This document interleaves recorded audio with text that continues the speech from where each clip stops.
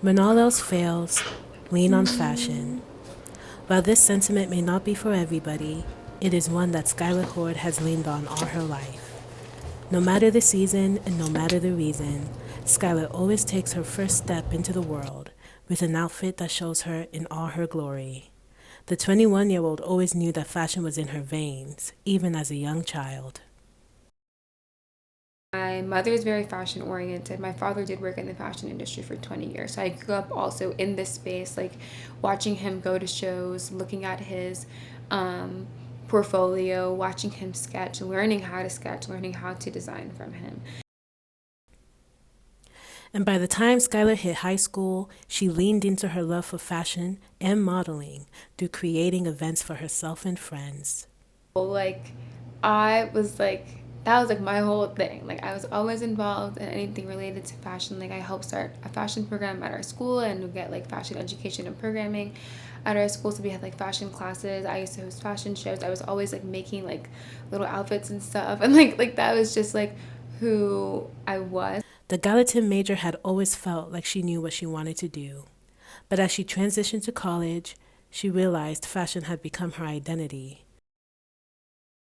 I think that when you think of yourself in a creative way, or when you're known for being creative in a certain type of way, it is, like I said before, it helps you mold the identity of who you are, but it also kind of puts you in a box of what you can be. The feeling is one the designer and model relates to vividly as she recounts her personal experience with this when she was a high school senior. When I was applying to schools, all of like my teachers were like, "Oh, like you're definitely gonna go to like an FIT or like Parsons or like very like clearly fashion oriented school." And I remember like the schools I was applying to weren't those schools. And I was like, "Oh no, I'm applying to like NYU, I'm applying to Brown and things like that."